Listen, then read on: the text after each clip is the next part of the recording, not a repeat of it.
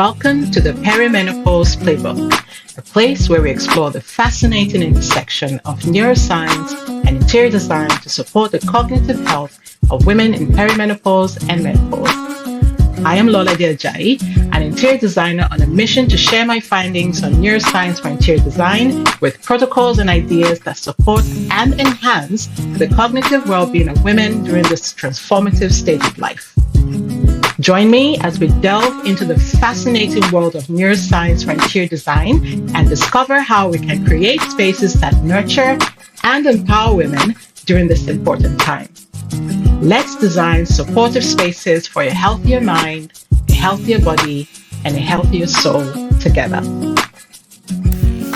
Welcome back, everyone, to episode 10 of the Perimenopause Playbook. I'm really excited to bring this to you because it's a practice that I've been doing for, feels like 5 years now. And as I've gotten deeper and deeper into it, it's become such a huge part of my life. And I see in real time the amazing benefits that it brings, not just to my mental state, but also to in my environment as I'm not just talking about this and sharing these valuable things with you, but I'm also practicing them in my personal space. And I see just how it has done so much to improve my everyday life and frankly made me a bit more of I've always been introverted, but I'm even more so now because every time I'm outdoors, the only thing crossing my mind is the only thing that's going through my mind, as I should say, is I want to go home. I need to go home because the moment I walk into my space, I'm just like, oh, yeah, this is perfect. And yes, anyway, I just wanted to let you know that this is not just theory for me. This is something that these are things that I practice in my everyday life. These are tools that I use in my everyday life that have greatly increased my sense of agency, of well-being, and just improved my life in so many ways. And my hope is that you take this and no matter how small or how medium-sized or big you can go, start today and your life would be so much better for it. So that said, today we're diving into something that's often talked about on the World Wide Webs, but perhaps not fully understood by people, perhaps a little bit, not too much. It's called mindfulness. Now you might be thinking, mindfulness? Isn't that just about meditation? It is not. It is, but there's so much more to it than breath work and watching your thoughts and building awareness of your thoughts and how your mind works, etc. Let's start with the basics by defining what mindfulness really is at its core. Mindfulness is a practice of being fully present and engaged in the current moment with a non-judgmental awareness of your thoughts, your emotions, and the world around you. It's about noticing what's happening without immediately trying to change it or push it away. And when you're tuning in, it's almost like you're turning up the volume on your senses and your inner experience. Now, you might be wondering, why does this matter in interior design? I'm going to get to that. But why does it matter in everyday life? This is because we live in a world where there's constant stimulation from everywhere, from intrusive artificial lighting to emails to environmental noise to social media to work demands to life demands to dietary demands to our body's demands. And it is so easy to get caught up in our to-do lists or our worries about the future or the present that we miss the present moment. So mindfulness gives us a way to hit pause, and it is not just a tool for relaxation, it is a skill for actively engaging with life. Mindfulness is about paying attention on purpose and with intention. Think of it this way: when you're mindful, you're bringing a certain richness to the ordinary and mundane moments of our days. It's like switching from a black and white movie to a full color experience. I just gave my age away. And the practice can shape how we move through our daily routines, our interactions with ourselves and other people in our environment, and even how we design the spaces around us. Think about it. Because let's face it, our environments deeply affect our mental states, overtly or covertly. And that's where integrating mindfulness into our home design becomes a real game changer. So before we continue, I would like to read an excerpt from this very interesting book that I found. And it's also a bit of research, but it was written in a book format, which I loved. It reminds me of this book, Wabi Sabi, and another beautiful book, in Praise of Shadows, that I found really inspiring and educative, but beautifully written. So this book is by Ajahn Amaro. It's titled Space Inside, Space Outside, The Non-Locality of Mind. And it reads, at the beginning of the day, in the cool of the early morning, as light and color are beginning to come back into the world, bring attention to the quality of inner space, the space in this room and the space in the world around us. Developing that attention, we notice the space that is always here, the space around things, the space within things.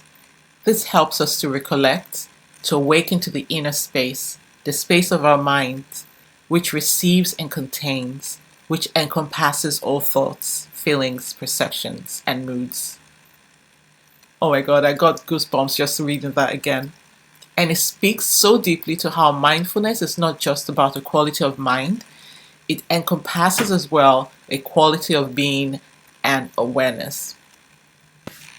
Now let's unpack how adopting the practice of mindfulness can rewire the brain and why it matters for our everyday lives, particularly in how we design and interact with our home spaces, because there is some pretty cool, fascinating research out there. So neuroscientists have found that regular mindfulness practices can literally reshape the brain. And I'm not just talking about temporary effects, I'm talking structural changes. A study from the University of Wisconsin-Madison found that mindfulness increases the density of gray matter in regions of the brain associated with emotional regulation and self-awareness. In other words, the more you practice mindfulness, the better your brain gets at managing emotions and being attuned to yourself. It's almost like a workout for your brain. For those of us out there who exercise, we're building those muscles of emotional intelligence and awareness. More research from Harvard shows that mindfulness can reduce the size of the amygdala. Now, for anyone who's not familiar, the amygdala is that almond-shaped cluster of neurons that are often referred to as the brain's fear center. It plays a key role in processing emotions like fear and anxiety. So when we talk about reducing the size of the amygdala, we're talking about lowering our overall stress response. And it is almost as if mindfulness gives the brain a little reset, helping it to calm down and react less intensely to stressful situations. And what I find even more remarkable is that this isn't just theoretical. People who practice mindfulness often report feeling calmer, more balanced, and more grounded in their everyday lives. If this is you, I would love to hear about your experience. I've been practicing meditation and just being mindful for close to 5 years now, if not more. And I can tell you that I feel more balanced, I feel a lot more calm and more grounded in my everyday life. And if something you have been if a practice you have adopted doesn't work for you, I think that any human being would have dumped that practice. Now, I can't imagine myself going through my day and end of the day without a mindfulness practice. But I digress. So let's jump back into it. Why people report feeling more grounded in their everyday life. This process is known as neuroplasticity. And it means that our brains are constantly reshaping and adapting based on our experiences and habits. So by consistently practicing mindfulness, we're literally rewiring our brains to respond to life in a healthier, more composed way. It is like setting up a kind of internal sanctuary where even when things get chaotic, you find a place of calm and clarity that you can always turn to.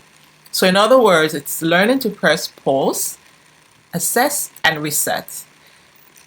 And if you're familiar with the practice of meditation, you will be just as excited as I am at the practice. And I'm so excited to have found a relationship between mindfulness as a practice to mindfulness as a discipline and principle that can be applied to interior design. There is a metaphor that I love. It's called, um, I, I mentioned it earlier, like setting up a sanctuary, an internal sanctuary for your mind. It really ties into the idea that mindfulness isn't just about what's happening inside our heads. It's also about our external and immediate environment. So, how do we create spaces in our homes that support this internal state of mindfulness? I think that's where the magic happens. When the mind and the spaces around us start to reflect and support and bounce off each other. Our physical spaces, guys, can either enhance or detract from our ability to be present. Now, think about, for instance, and I'm going to talk about this later, I talk about a lot, a cluttered room. This space, a cluttered space often feels chaotic, right? When you walk into it or you're suddenly aware of how cluttered your space is. It can be really hard to focus or relax when there's visual noise everywhere. And on the other hand, a space that is intentionally designed to be calming, like a room with natural lighting, soft textures, thoughtful design elements, these space can actually encourage a state of mindfulness. It's almost as if the environment is inviting you to slow down and just be. So, in a nutshell, mindfulness in design is about creating a harmonious relationship between our minds and our surroundings. And the beauty of mindfulness is that it's something that we can cultivate not just when we're meditating, but while we're cooking, taking a walk, or even just sitting in a room. It's about making every moment an opportunity for connection and presence. So, the takeaway here before we move on is that mindfulness isn't a one time activity or a quick fix. It's an ongoing practice that can reshape the way we perceive and interact with our world. And with these changes happening in the brain, it's not just about feeling good in the moment, it's about fostering our long term well being. So, we're going to get into some specific ways to bring mindfulness into our home design spaces. I'm going to share with you practical tips to help you create spaces that not only look good but also feel good and create spaces that truly support a mindful daily lifestyle. But before we dive into the designing mindful spaces, I would like to start by grounding us in mindfulness practices that focus on the heart center. The heart, guys, is considered as the seat of our emotion, the seat of empathy, the seat of intuition. And when we connect with the heart center, we're cultivating qualities like compassion, love, and emotional balance. And these things are so essential for a holistic approach to well being, and even more essential now for women in perimenopause and postmenopause. Our brains are going through a sort of reshape and reset from the fluctuating levels of estrogen in our system. And if you've listened to previous episode, I have established the neuroendocrinological processes that go on how estrogen receptors are everywhere, and estrogen has a huge impact on the ebb and flow of our brain during our cycles. And our brain is so connected to our estrogen levels, and now that it's fluctuating, and eventually going to decline and peter off, it is really important for us to explore and adapt these practices, not just in our everyday lives, but also in our exterior environmental spaces. So yeah, anyway, to digress a little bit, it's 6 in the morning, and that's why I may sound a little a little loopy. I wake up slowly, so this feels like the best time to record a podcast on mindfulness because I'm still in this sort of zen space between, waking up and feeling introspective and just starting to get into my day. So this is perfect. But I'm going to carry on. So research has shown us that a heart-focused meditation can increase heart rate variability, which is linked to better stress resilience and emotional regulation. So by simply dedicating a few minutes each day to connect, starting by dedicating a few minutes each day, because it's the practice involves continuing on and getting better and improving and adding more, tacking on more minutes to your meditative practice. And when you dedicate this time to connect with your heart center, you're not only calming your mind, but you're also opening the door to greater self-compassion and inner strength. Now, imagine extending this heart-centered mindfulness to the spaces around you. What if your home could be designed in a way that mirrors that sense of calm, compassion, and intentionality? This is a nice little segue into intentional design in your interior spaces. Right, so what is a good descriptive for intentional design? Intentional design, it goes beyond just decorating a room. It's about creating spaces that resonate with meeting your unique needs and supporting your emotional and cognitive well-being. Just as mindfulness asks us to bring awareness and purpose into each breath, thought, and experience, intentional design invites us to bring the same level of mindfulness into the choices we make for our homes. We should always start by asking what and why. What kind of energy do I want my spaces to hold? What feelings do I want to evoke when I walk into my space? And whether it's tranquility in the bedroom or wanting a space that inspires creativity and productivity, identifying the emotional intent and the functional intent of each room sets the groundwork on which we can build mindful design. So by blending heart-centered mindfulness practices with intentional interior design, we create environments that don't just look amazing, but they feel amazing to be in. It's about designing spaces that actively support the qualities of mind and heart that we're striving to cultivate. Qualities of peace, balance, and emotional wellness. So as we continue in this podcast, let's explore how we can begin to integrate these principles into our homes, making it not just a place that we live, but a true sanctuary for the heart and the mind. This little digression was to show you the intimate connection between mindfulness practices and mindful and intentional design. If you found this discussion helpful so far, do take a moment to pause and consider subscribing or leaving a review and following me on Instagram and TikTok mostly, is where I'm most active, because your support really helps me to continue sharing content that's not only informative, but hopefully inspires you and everyone to take small, meaningful steps towards a more mindful life. And it also helps the algorithms and helps me reach more people. So thank you in advance for your support. So next, we're getting into the practical principles of mindful design and how they can transform not just your space, but your entire experience of everyday life. So now we're going to talk about some foundational principles for creating mindful spaces. First of all, let's consider adding elements that encourage you to connect with your heart center. These choices are definitely subjective to the individual because we're all so very different and unique.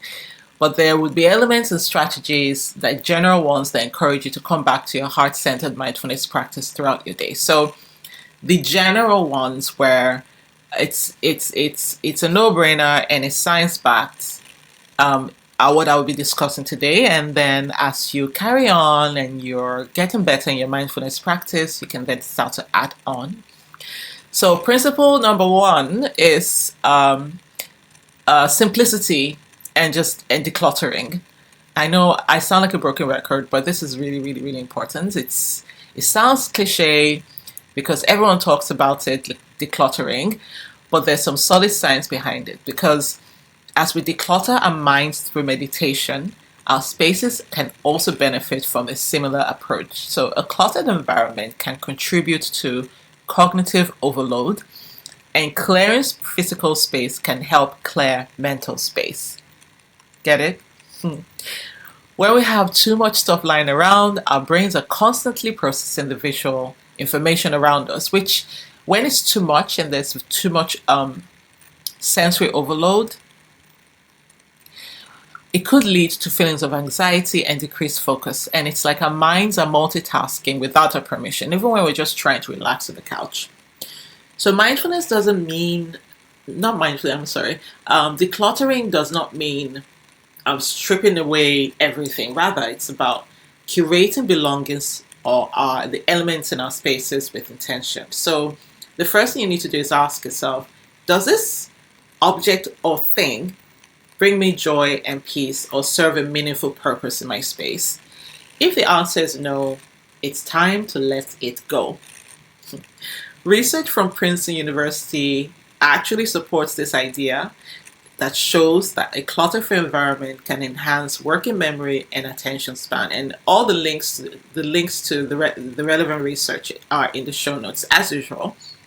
And so by adopting a more minimalistic approach in our spaces, we're not just tidying up, we're clearing mental distractions and promoting a sense of calm. So one design strategy that I always recommend is to use storage solutions to keep surfaces tidy. Think of storage not just as a way to hide things, but as a way to make room for what really matters. So go for open layouts that make a space feel larger and more breathable. And most importantly, surround yourself only with items that, or start by surrounding yourself only with items that bring you joy and serve a meaningful purpose. And then as you begin to build on the elements you introduce into your space, you're adding things on with mindfulness. So that way you create and curate for yourself a space that is filled with intention. The second principle is natural elements and biophilic design. So it's one of my favorite principles because I love nature. Natural elements, or what is often referred to as biophilic design, is an approach that involves bringing nature identical elements and forms into our living spaces, whether that's through plants, through the use of natural materials like wood, or even including a water feature. There is something so deeply calming about being surrounded by nature that it's almost instinctual. And this is not just a feeling, there's a physiological basis for this. Research shows that exposure to natural elements can lower cortisol levels. And cortisol is the hormone, remember, that's associated with stress. While cortisol on its own is not a bad thing because we need a spike in cortisol at the beginning of our day to get us into our day and be productive. But a consistent cortisol spike, especially leading towards the end of the day, when cortisol levels should drop and we should start to feel rested and able to fall asleep, that becomes a problem. So, what was I saying? I digress, I'm sorry. So natural and biophilic elements don't just reduce cortisol levels. It also activates the parasympathetic nervous system, which is essentially our body's relaxation response. And so a study I found by the University of Exeter found that simply adding plants to workspaces has been shown to increase both productivity and well-being. And this is because nature has this restorative effect on our minds. It helps us to reset and recharge. So if you're looking to incorporate biophilic design into your home, start by adding some houseplants, maybe a few succulents in the kitchen or a larger leafy plant in the living room. I have a giant monstera that I've propagated, so I have 3 monstera plants, and I love them. And you can also use natural materials in your finishing, like woods and stone elements, which bring a sense of the outdoors inside. Also importantly, maximize natural lighting by choosing, if you have large windows, perfect. If you're building, bigger windows are better. And if you are living in an apartment, lighter fabrics would help create room for the ingress of natural light. So you also, there's this other trick that I use when in spaces where there's not a lot of lighting in the space. Using mirrors, strategically placed mirrors to reflect, to bounce light around the space is really effective at maximizing the ingress of natural light in your space. And if you really want to go the extra mile, consider adding a living wall or a small indoor water feature, or a big one if you have the space for it. These elements can create a soothing sensory experience that truly brings space to life. Now let's move on to principle 3, that is lighting and color psychology. These are two powerful design elements that can really affect our moods and even our cognitive function. I think we've all experienced how a dimly lit room can make us feel sleepy, or how bright fluorescent lighting can be super harsh and overstimulating. There's a lot of science behind why this happens. So colors and light, they affect our brain in truly fascinating ways. For instance, cool colors like blues and greens are known to be calming because they're associated with nature and nature design elements. Think of the sky, think of the trees, and I'm going to expand out because I don't fully, I agree, but there's more. There's so many colors in nature, and we have reds, we have blues, of course. And I find that if you like tones of, if you, for instance, if you like the color red, you can use a pastel, a softer shade of red, or a shade of red that's sort of watered down or tempered with like neutrals and things, and it wouldn't be as overwhelming as if you used a large amount of red. So there's a whole science to color psychology, and it's not just a hard and fast rule, red does this, green does that, because colors like blues and greens as well, if it's overwhelming, can be overstimulating as well. So there's a lot to unpack there, and this is where I would say consult with a designer, consult with a color psychologist if you're choosing a color palette for your home, because it goes way beyond that. But for the purpose of this podcast and for the sake of generalization, blues and greens are calming colors, and warm colors like reds and yellows are energizing.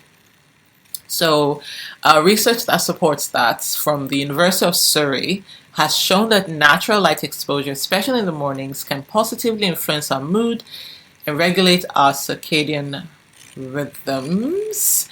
And this means that where we position furniture in our rooms and how much access we have to natural light throughout the day can have a significant impact on our well-being. So my advice would be, in our interior spaces, to introduce the use of dimmable light switches. And this helps us control the light levels, how bright we want it or how low we want it, so that during the course of the day we're able to amp up the lux as needed and reduce as needed. And this gives you flexibility throughout your day, whether you want bright light for productivity or a softer glow for winding down. Also, try to position your furniture near windows to maximize natural light. And as far as colors go, like I said earlier, if you're not able to hire the services of a designer, of an interior designer, the rule of thumb is choose cool tones like soft blues or greens for relaxation areas such as bedrooms or meditation spaces, and reserve your warmer hues for more active spaces like the kitchen or living room. All right, now that we have covered the foundational principles of mindful design, there's a lot to unpack. Too much for a podcast episode. Let's dive into some specific tips for creating mindful spaces in the home. And these are practical, easy to implement ideas that can help you cultivate a sense of peace and well-being right where you live. We'll start with meditation corners because I love the idea of having a space that's dedicated to a particular activity so that it helps your brain to understand when to fire certain neurochemicals when it's at a particular space in a particular space or at a particular point in time. So yeah, and then after meditation corners, we'll move on to relaxation areas, and finally we'll talk about creating a mindful sleep environment. Each of these spaces serve a different purpose, but together they can transform your home into a sanctuary for the mind and the body. So, meditation corners. I am sure that many of you have heard about the benefits of meditation. I talked a little about it at the beginning of this episode. It is a practice that's been shown to reduce stress, to improve focus, and even enhance your emotional regulation. But did you know that dedicating a specific area in your home to the practice of meditation can help make your practice more consistent? When you set aside a designated space for meditation, your brain begins to associate that spot with relaxation and mindfulness. Over time, just sitting in that space alone can cue your mind to enter a state of calm. Neuroplasticity again at work. It's an amazing process. And it is similar to how we associate our beds with sleep. We're conditioning our brains to switch into a different mode when it enters a different space. So how do you create a meditation corner, you might ask? First of all, choose a quiet spot in your home where with the least amount of distractions. That would be somewhere where you won't be interrupted, that can be dedicated to reflection, to meditation, or just journaling. Start where you're at that's comfortable for you, but always, always remember to build on it. So these spaces don't need to be large or elaborate, just intentional. For example, you could choose a cozy corner in your space with a comfortable chair, a faux fur rug, a small table, and a journal, and this can become your sacred space for heart-centered practices. But always remember to use comfortable seating, whether it's a cushion, a yoga mat, or even a low chair, and soft lighting is absolutely key. And also consider using candles, but always use candles in a heat-safe container on a heat-safe surface. I always say that. Himalayan lamps are great as well. Table lamps are great with a dimmable light function, and these help to create a soothing atmosphere for you. Also important, add soothing sensory elements like incense or essential oils or a water feature. These help to deepen the experience, and these sensory cues help to reinforce getting into a relaxed state in the brain, which makes it easier to slip into a meditative space. And whenever you use this space, let it become a kind of ritual where you intentionally pause, breathe, and check in with your heart center. And every time you come back to this space, your brain remembers and releases neurochemicals that fit the mood. Now, from a neuroscience perspective, the regular use of a meditation space reinforces neural pathways that are associated with calmness and relaxation. And it's as if you're training your brain to enter a meditative state more quickly and easily with repetitive experiences. And it's like building muscle through consistent exercise. So even if you can only dedicate to start 5 or 10 minutes a day, having a set space makes all the difference, and it encourages you to keep going back there and getting better and better. So the next thing is setting up a relaxation area. So these spaces specifically are designed for unwinding, whether it's a cozy reading nook, a lounge space, or just a corner with a comfy chair facing the window, or a view of nature or something that is relaxing. And the idea here is to create an environment where you can disconnect from daily stressors and let your mind just wander. And having this space that is designated for relaxation signals to your brain that it's time to shift gears. So it's like giving yourself permission to slow down, even if it's just for a few moments. And this is important because relaxation activates what is known as the default mode network, or DMN, in the brain. The DMN is involved in self-referential thinking and creativity, which is why some of the best ideas often come to us when we're not actively focused on solving a problem. So, in order to create a relaxation area, opt for plush furniture that you can really sink into. Think big armchairs, think chaise lounges, or even bean bags. Use soft textures like throws and cushions, and this makes the space feel more welcoming. And don't forget about the colors. Calming colors and calming hues, blues, greens, neutral shades can help promote a sense of peace. And for an added touch, incorporate aromatherapy with essential oils like lavender, which is known for its stress relieving properties, or any essential oil that you have experienced which helps you relax. For me, that is geranium. I love geranium. I love petit gras, and I love cedarwood.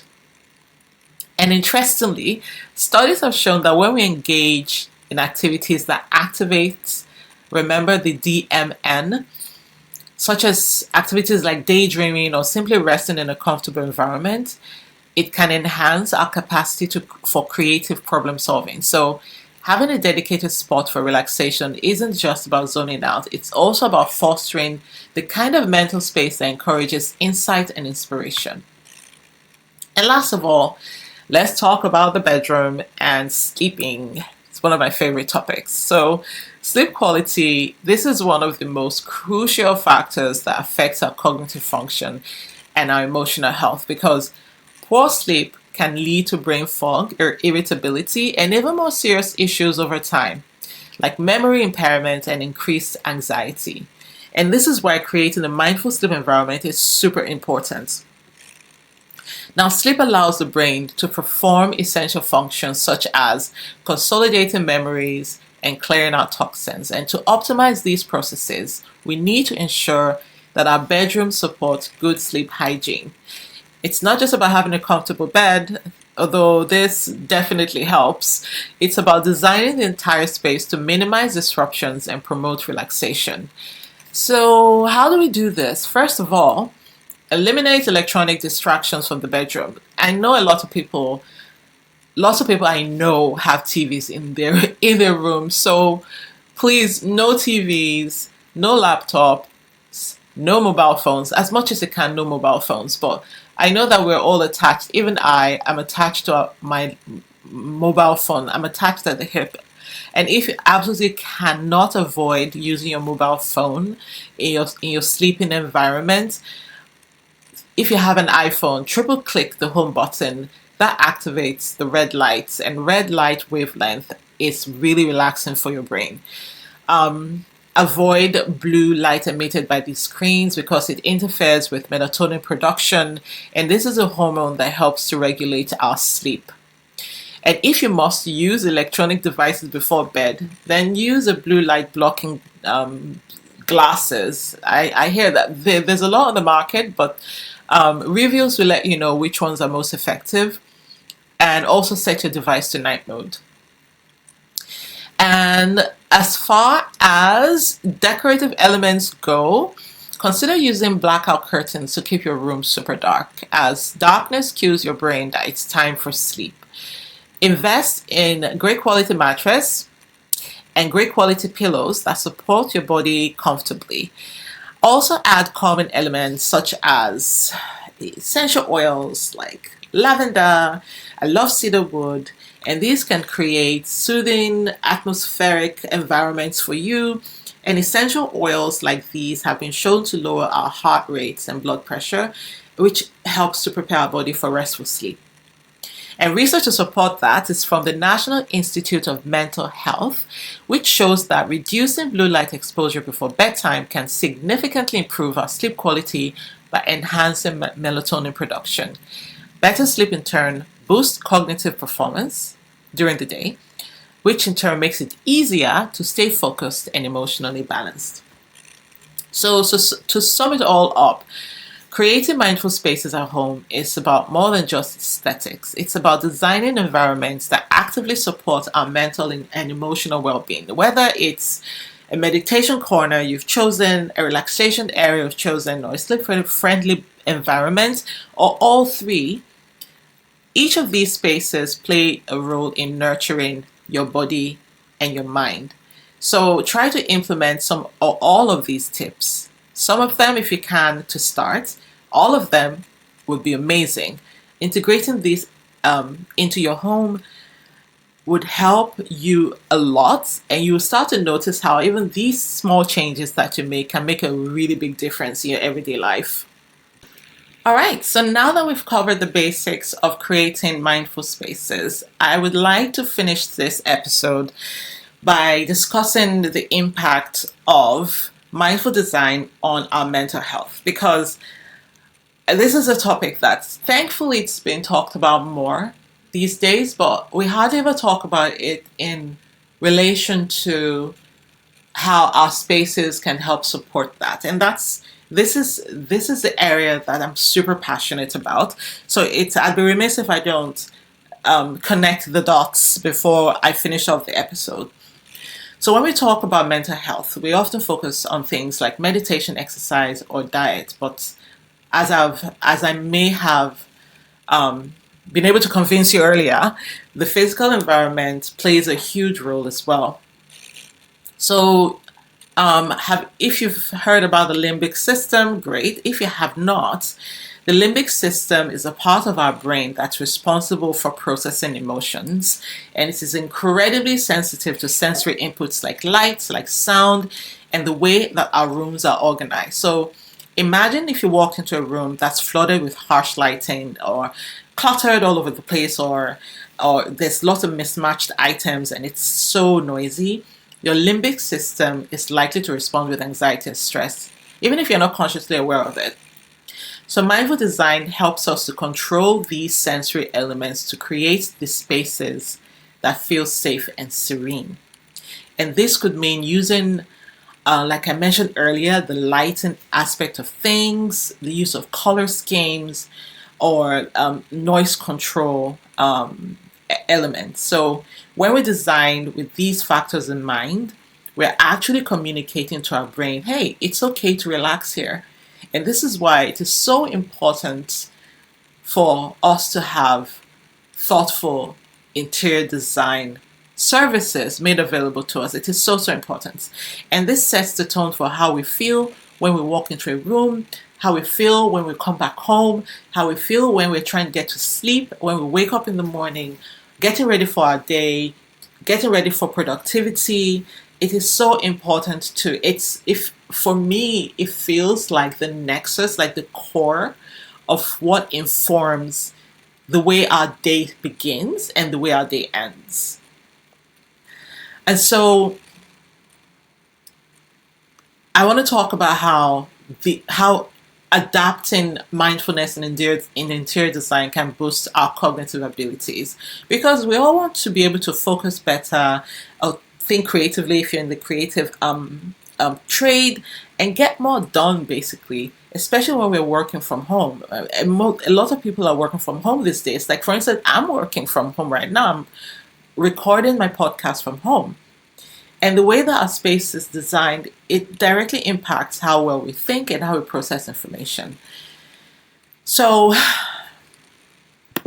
let's take the home office as an example. If we integrate biophilic elements like plants, flood the space with natural lighting, not harsh natural lighting, controlled natural lighting, or views of nature, you're not just making the room look nice, you're actually boosting your cognitive performance. And there is something about those natural elements that inspire creativity and improve your problem solving skills. And this is why You see so many tech companies installing green walls and indoor gardens because they understand the link between nature and innovation.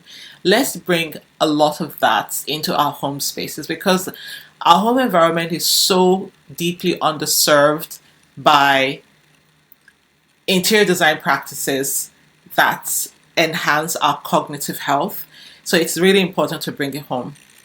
So when we're designing our workspace at home or our home in general, think about how you can bring nature in, even if it's just a small plant or positioning your furniture near a window. And keep your area free from distractions, but make sure you have items around you that inspire you. It could be a piece of artwork or a book that you love, or books that you love, or an entire library of books that you love. And it's all about, at the end of the day, curating your space that to help you thrive mentally. So you have to find by yourself or with the services of an interior designer that you trust to help you thrive mentally.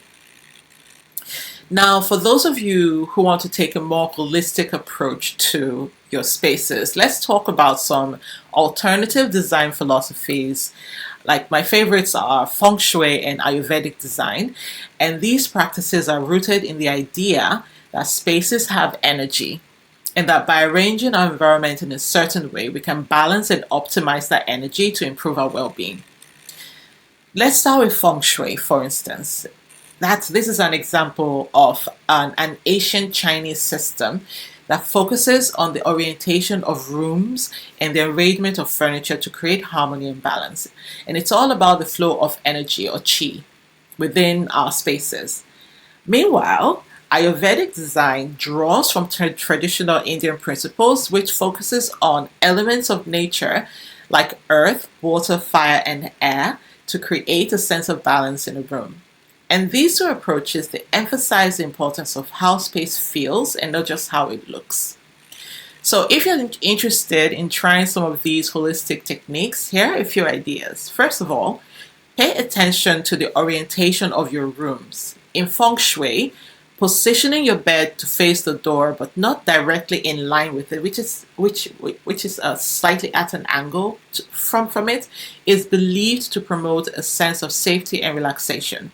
Second, use natural materials as much as possible. Think about wood, stone, natural fabrics, and finally be mindful of how you arrange your furniture. So in both feng shui and Ayurvedic design, the goal is to create a sense of balance and flow. So avoid overcrowding the room. Remember, declutter or blocking pathways, which interferes with energy flow. So at the end of the day, aim for harmony and listen to your intuition about what feels right to you. I would love for you to try to implement some of these ideas that I've discussed here and let me know how they affect your mood and productivity. Remember, it is all about finding what works best for you, and the best design is the one that makes you feel most at ease in your own space. Right, so we're reaching the end of today's episode, and I want to take a moment to wrap up and reflect on everything that we've covered today. I'll be a little disjointed, but I hope that it's made some sense to you. We journeyed through some fascinating ideas today, all focused on the power of integrating mindfulness into our home environments and tying in the idea of mindfulness as a heart-centered practice to mindfulness as an environment-centered practice. So from common elements of, we talked about decluttering and simplicity, all the way through to rejuvenating influence of natural elements. We talked about feng shui. These principles, they're not just design choices. They're tools for living a healthier and more balanced life. All of these elements combined, they allow you to create a living space that not only looks beautiful, but it also nurtures you on a much deeper cognitive and emotional level. So what's the practical takeaway here? The practical takeaway here is that creating a mindful home doesn't have to mean a complete overhaul. You can start small. Think of it as a journey rather than a destination. Think of it as getting to know yourself and knowing how your environment best supports you.